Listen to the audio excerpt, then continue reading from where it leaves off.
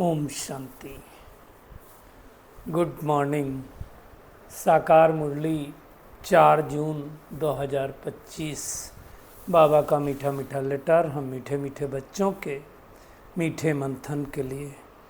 मंथन शुरू करने से पहले पवित्रता के सागर शिव बाबा की पवित्र किरणों के नीचे बैठ जाते हैं और अनुभव करते हैं मैं पवित्र स्वरूप आत्मा हूँ, पवित्रता के सागर की संतान हूँ। आज की पूरी साकार मुरली अगर देखा जाए तो 2 शब्दों में हम समाहित कर सकते हैं। एक शब्द है पवित्रता और दूसरा शब्द है साइलेंस। अब साइलेंस का भी बहुत गहरा अर्थ बाबा ने समझाया है ना? कहता है बाबा सारा मदार साइलेंस पर। साइलेंस का मतलब ज़्यादा से ज़्यादा एक बंदी में बाबा ने कहा था टिक टिक ज़्यादा नहीं करना चाहिए, साइलेंस में चले जाना चाहिए। कई बार हम कुछ ना बोल करके भी बहुत मैसेज दे देते हैं,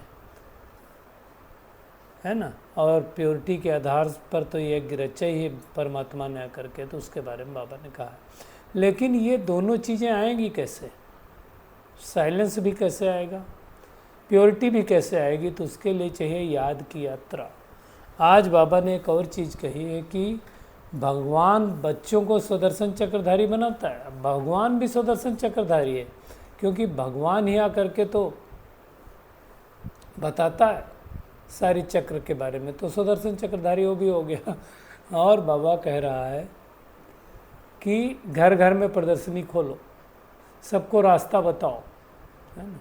और देवी देवताओं की कहानी बाबा ने कहा एक छोटी करके सुनाओ। महिमा है ना, सर्वगुण संपन्न 16 कला संपन्न। 7 रोज कोर्स को भी बाबा ने आज याद किया है कि कोई बिरले 7 रोज का कोर्स उठाता है ना। आज बहुत बड़ी फिलॉसफी फिर से बाबा ने टच की है, जो बहुत दिनों से कह रहा है और बहुत सारे बाबा के बच्चे उसमें मूंझे हुए हैं। क्या कह रहा है बाबा ने? अगर विक्रमाजीत बनना है, ऊंच पद पाना है, तो ये चिंतन खत्म करो, ये क्यों होता है, ये क्यों करता है। वही 5 शब्द बाबा ने फिर से याद किया है, क्यों, कब, कैसे और कहाँ। क्योंकि वो जब तक हमारा चलता रहेगा कुछ नहीं कर सकते। और ये अक्सर करके हमने देखा है ब्राह्मण आत्माओं के ये क्वेश्चन समाप्त नहीं होते हैं। कई भाई बहनें बोलते हैं अरे यार ये इतने दिन से ज्ञान में चल रहा है, ये भी क्यों कर रहा है। अब जिन भाई बहनों का ये क्वेश्चन चल रहा है ऐसा क्यों कर रहा है, इतने दिन से ज्ञान में चलता है, इसको समझ में नहीं आता, उसको मैं एक ही चीज़ समझाना चाहता हूँ। भगवान क्या कह रहा है? ड्रामा एक्यूरेट है, परफेक्ट है। इस ड्रामा को मैं भी बदल नहीं सकता। अंडरलाइन करेंगे सभी लोग। भगवान अगर इस ड्रामा को नहीं बदल सकता तो क्या कोई इंसान इस ड्रामा को बदल सकता है? फिर भी हम क्या, क्यों, कब करके प्रश्न उठाते जाते हैं। तो इस बात को हम बहुत गहराई से भी चिंतन करेंगे। अगली बात है जो बाबा ने कहा, सेकंड में जीवन मुक्ति मिल सकती है। मूल बात क्या है? जो भगवान हमें विश्व का मालिक बनाता है उसको हम भूल जाते हैं। तो अब चिंतन लगना चाहिए। ये चिंतन नहीं लगना चाहिए कि सब स्कॉलरशिप कैसे पाएंगे, हमें पाना है कि नहीं पाना, वो उसके बारे में कहा है ना। एक ही चिंतन चले कि कैसे हम तमो प्रधान से सतो प्रधान बने। और वरदान भी बहुत खास है, मुरली के साथ ही जा रहा है। मगन अवस्था का अनुभव करने के लिए अपने जो टाइटल मिले हैं, सम्मान मिले हैं, गुणों के श्रृंगार मिले हैं, उनको क्या करो? याद करो। और आज बाबा कह रहा है कि माया तुम्हारी पहली भक्त बन जाएगी। और स्लोगन सबसे ज़्यादा इम्पॉर्टेंट है, आपका उच्चारण आचरण ब्रह्मा बाप समान हो, तब कहेंगे सच्चे सच्चे ब्राह्मण। और अब व्यक्ति सारा में प्रवृत्ति और प्रवृत्ति की बात आई, पहले भी आ चुकी है। हम आज की मुरली की शुरुआत करेंगे स्लोगन से, आचरण और उच्चारण ब्रह्मा बाप के समान हो। देखिए हम ओम शांति भी बोलते हैं, तो ओम में भी 3 शब्द आते हैं, आ, उ, मा। आ माने क्या होता है? आचरण। और उ माने क्या होता है? उच्चारण। और मा माने होता है मनन। ये 3 शब्द आते हैं। तो आज उनमें से 2 शब्द बाबा ने लिया और कहा आपका उच्चारण और आचरण ब्रह्म भाव आपके समान होना चाहिए। अब देखो, उच्चारण हम सब करते हैं, है ना। हम में से बहुत सारे भाई बहने को बाबा ने स्टेज पर बोलने का भी मौका दिया है या दे रहा है।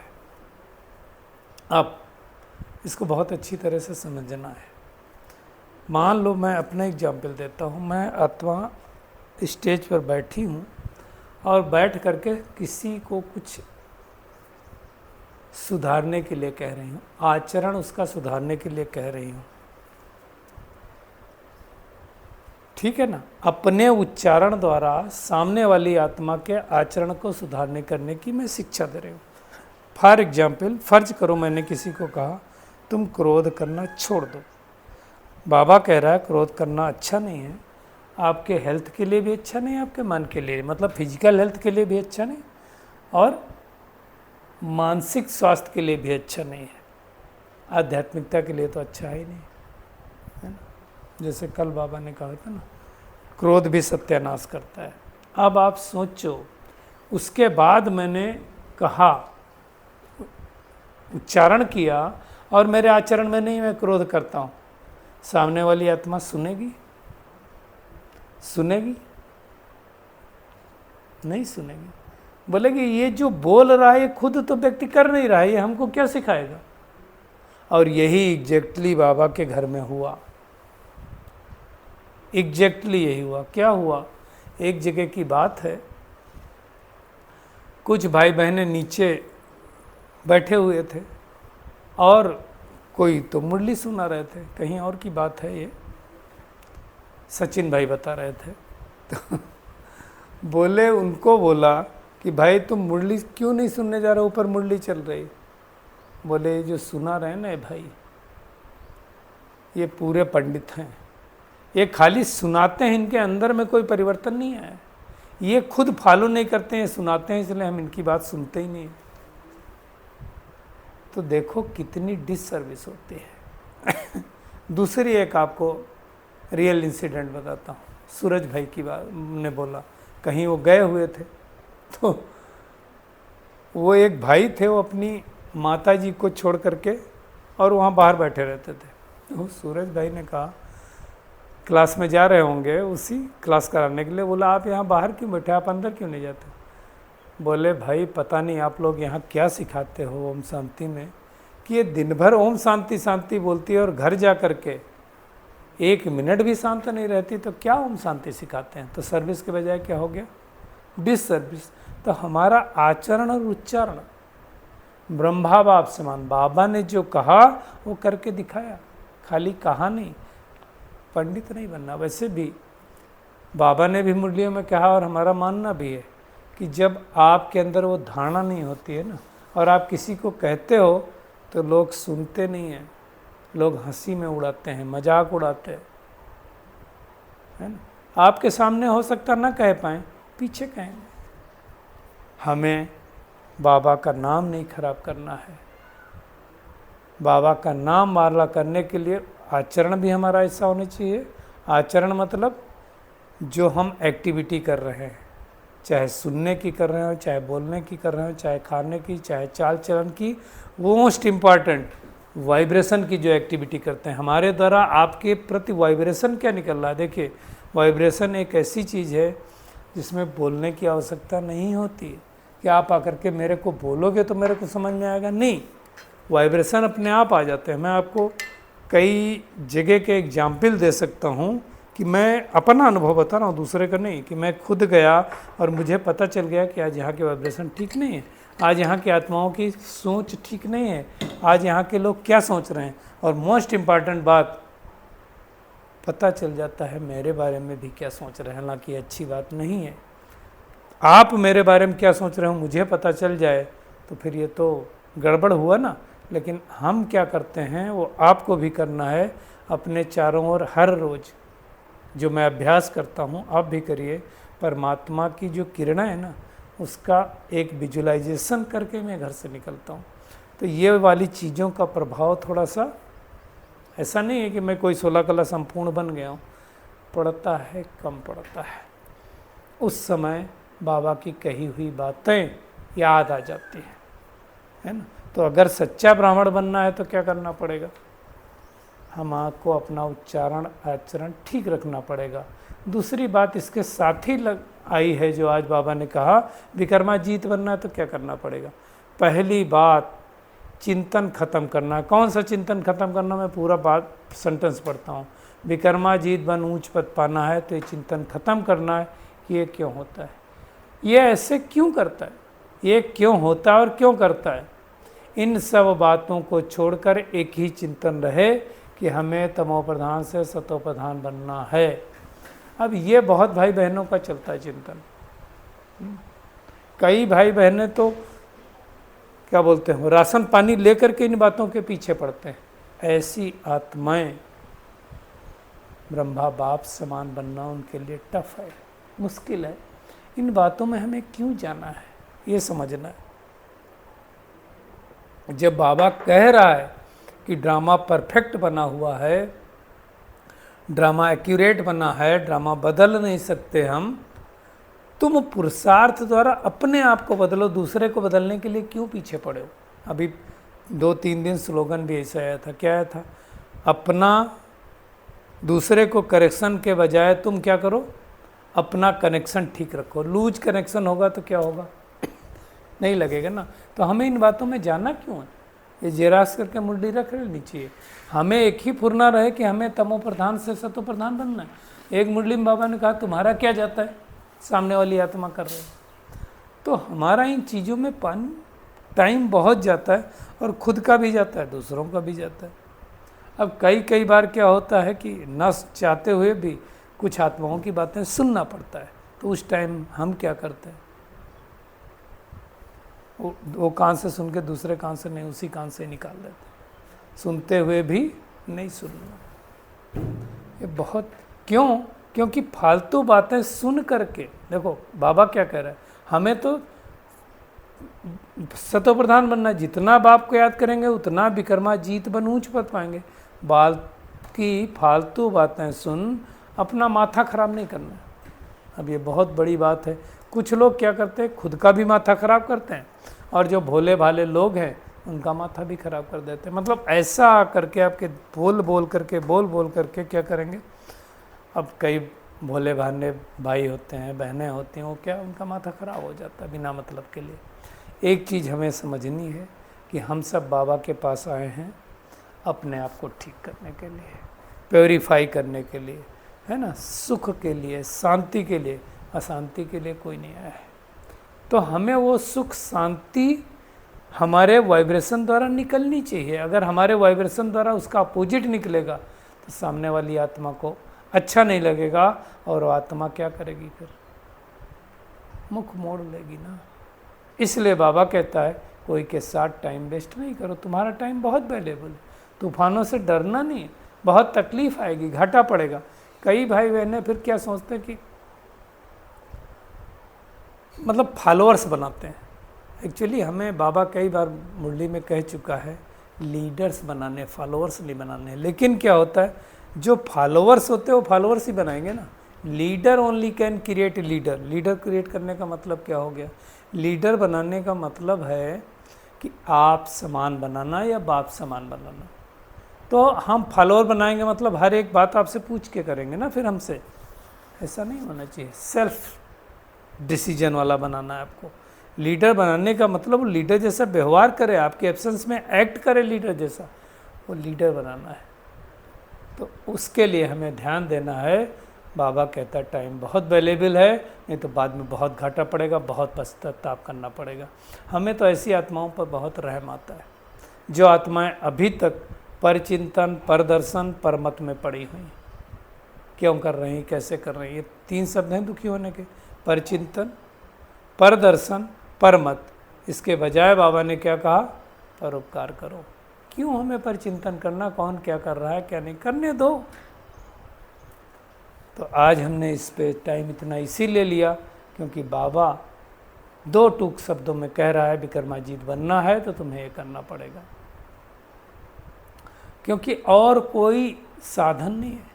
आज बाबा ने कहा छोटी सी हम सो हम की कहानी भी सुनाओ। हम सो हम मतलब हम सो देवता देवता सो क्षत्रिय, सो वैश्य, सो शूद्र थे। अब फिर से बन रहे, ये कहानी सुना। बाबा कहता है कि तुम्हें क्या करना है, श्रीमत पर साइलेंस की अति में चले जाना। उस दिन बाबा ने जैसे कहा था ना, पिन ड्रॉप साइलेंस, तो ऐसा एकदम साइलेंस हो जाए। आप जितना साइलेंस में होंगे उतना वो साइलेंस का वायुमंडल फैलेगा। हमें भगवान से शांति का वर्षा मिलता है और शांति में सब कुछ आ जाता है। आप देखो, शांति हो गई तो और क्या चाहिए, सब कुछ। इसलिए बाबा ने आज कहा सारा मदार साइलेंस पर। दुनिया में तो सब शांति मांगते हैं, शांति के लिए सम्मेलन करते हैं। शांति देने वाला कौन, शांति का सागर है, वो नहीं जानते हैं। वो परमपिता परमात्मा है और वही आकर के हमें सुदर्शन चक्रधारी बना रहा है, वो भी बनता है। तो मुख्य बात क्या है, आज बाबा देखो क्या कह रहा है, बाप को याद करना गोया शांति का वर्षा लेना। सोचो, शांति में तो सब कुछ है, सतयुग में सुख शांति दोनों है। तो ये मुख्य बात है, इसको करना है, इसकी मेहनत करनी है ना। बाकी कोई यंत्र मंत्र तंत्र जपने से कुछ नहीं होगा, है ना। आज बाबा ने ये भी कहा कि अगर किसी को ज़रूरत हो तो ब्राह्मणी को मंगा सकते हैं, मतलब आपके घर पे प्रदर्शनी रखो, हुआ करके सुनाएंगे। ऐसा होता भी है, बहुत सारे सेंटरों पर करती हैं, मैंने जाती हैं बेचारी, सुनाती हैं। मुख्य बात क्या है, हमें सर्वगुण संपन्न, 16 कला संपूर्ण, संपूर्ण निर्विकारी, मर्यादा पुरुषोत्तम, डबल अहिंसक बनना है। उस दिन संडे की मुरली में कहा था ना, हमें क्या बनना है, संपन्न बनना और संपूर्ण बनना है। तो संपन्न बनना है सर्वगुण संपन्न, और संपूर्ण बनना है 16 कलाओं में। तो वो हमें बनने की मेहनत करनी है। बाबा ही हमें सुदर्शन चक्रधारी बना रहा है, तो बाबा खुद है तभी तो बना रहा है।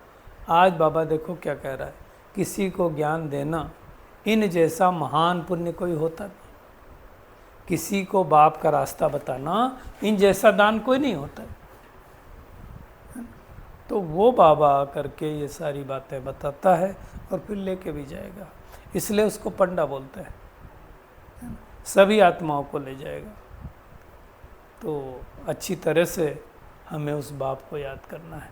कल्प पहले भी बाबा ने राजयोग सिखलाया था, राजस अश्वमेघ अविनाशी रुद्र गीता ज्ञान यज्ञ रचा था, है ना। यज्ञ तो जरूर चाहिए ना नई दुनिया के लिए, तो यज्ञ रचा है बाबा ने। और पुरानी दुनिया का विनाश भी हुआ था 5000 वर्ष पहले।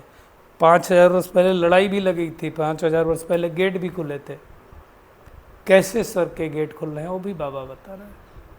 आज ये भी कह रहा है बाबा, तुमको नहीं समझाना आता तो दूसरे को बुला लो।